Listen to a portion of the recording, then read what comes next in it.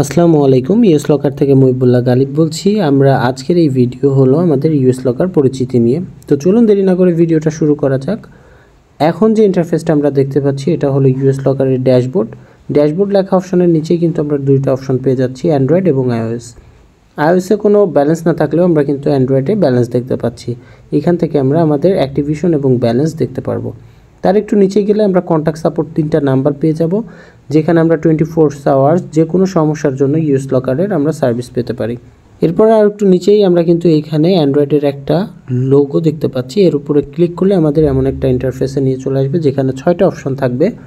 1 নম্বর অপশানে রয়েছে আপকামিং ইএমআইস, যেটার উপর আপনি ক্লিক করলে যে কিস্তিগুলোর সময় চলে এসেছে সেগুলো আপনি দেখতে পারবেন।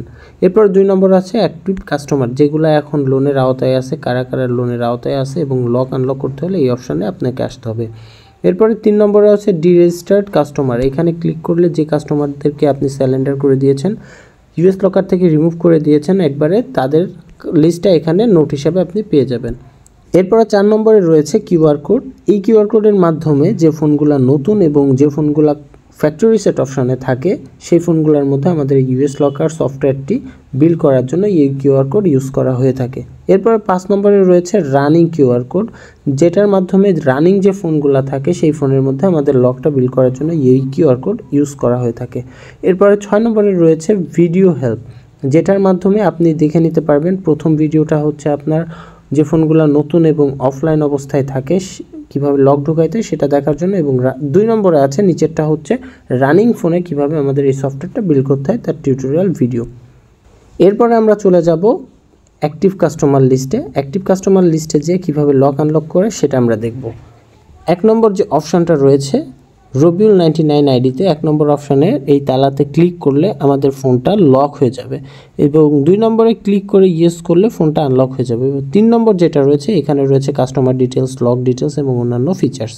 তো আমরা ওই অপশানে ক্লিক করার পর এমন অ্যাকশন অপশানে আমাদেরকে দেখাচ্ছে, যেখানে আমরা নিচে গেলে USB lock, camera lock, app installation, app uninstallation, soft reset, soft boot, debooting, outgoing cost settings, এবং তার নিচে আছে সোশ্যাল মিডিয়া। আপনি এক্সেপশনালভাবে যে কোনো সোশ্যাল মিডিয়া সফটওয়্যারটা কিংবা অ্যাপসটা অফ করে দিতে পারবেন। এরপর অ্যাডভান্স যে কন্ট্রোলটা রয়েছে এখানে আপনি কাস্টমারের ফোনে 1 নম্বর ওয়ার্নিং অডিও যেটা রয়েছে এখানে এই হলুদ জায়গায় ক্লিক করলে কাস্টমারের ফোনে অডিও বাজতে থাকবে। 2 নম্বরে রয়েছে গেট ফোন নাম্বার। কাস্টমারের ফোনে যদি নাম্বার পরিবর্তন হয় এই গেট ফোন নাম্বারের এই ফোন লোগোতে ক্লিক করলে কাস্টমারের ফোন নাম্বারটা আপনি পেয়ে যাবেন। এরপরে গেট লোকেশন অপশানে ক্লিক করলে আপনি কাস্টমারের লোকেশন দেখতে পারবেন। এরপরে আসছে জেনারেট অফলাইন আনলক কোড। অনেক সময় কাস্টমারের ফোনে নেট থাকে না, সিমের ডাটাও কানেকশন দিতে পারে না, ওয়াইফাই কানেকশনও দিতে পারে না। সেই ক্ষেত্রে কাস্টমারের লক স্ক্রিনে অফলাইন আনলক কোড অপশান একটা থাকে, সেইখানে আপনি এইখান থেকে একটা কোড জেনারেট করে কাস্টমারের ফোনে কিন্তু এই কোডটা বসালে কাস্টমারের ফোন আনলক হয়ে যাবে। এরপরে আসছে তার নিচেই ডিরেজিস্টার অপশান। যখন কাস্টমারের ইএমআই টোটাল পরিশোধ হয়ে যাবে এবং কাস্টমারের ফোনটাকে আপনার এই লকার থেকে টোটালি রিমুভ করে দিতে চাইবেন, তখন ডিরেজিস্টার অপশানে ক্লিক করে ওকে করে দিলে কাস্টমারের ফোনটা ডিরেজিস্টার হয়ে যাবে। এরপর একটু উপরে যেয়ে কিন্তু আমরা অনলাইন কন্ট্রোলের ডান পাশেই দেখতে পাচ্ছি এসএমএস কন্ট্রোল।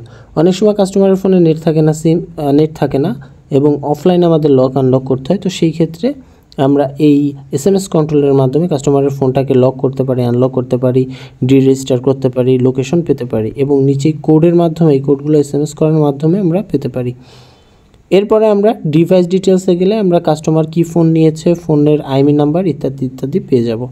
এরপরে কাস্টমার লিস্ট অপশানে ক্লিক করলে কাস্টমার ডিটেলস, কাস্টমারের নাম, নাম্বার, কত তারিখে নিয়েছে এই ডিটেলসগুলো আমরা পেয়ে যাব। এবং নিচেই এইখানে যে আইডি প্রুফ 2 এগুলো হচ্ছে আপনার কাস্টমারের যে ইনফরমেশনগুলো আপনি রেখেছেন সেগুলো আপনি দেখতে পারবেন। এরপরে ইএমআই ডিটেলসে গেলে আমরা ইএমআই ডিটেলস অপশানে কত দিনের জন্য কাস্টমার ফোনটা নিয়েছে, কত টাকা ফোনের দাম, কত টাকা জমা দিয়েছে, কত টাকা অতিরিক্ত চার্জ হয়েছে সেটা দেখতে পারবো। আর ইএমআই হিস্টোরিতে গেলে আমরা দেখতে পারবো ইতিমধ্যে কাস্টমার কতগুলো ইএমআই দিয়েছে এবং কতগুলো ইএমআই পরিশোধ করতে বাকি আছে সেগুলো আমরা দেখতে পারবো। তো এই ছিল আজকের মতো আমাদের ইউএস লকার পরিচিতি ভিডিও। ধন্যবাদ।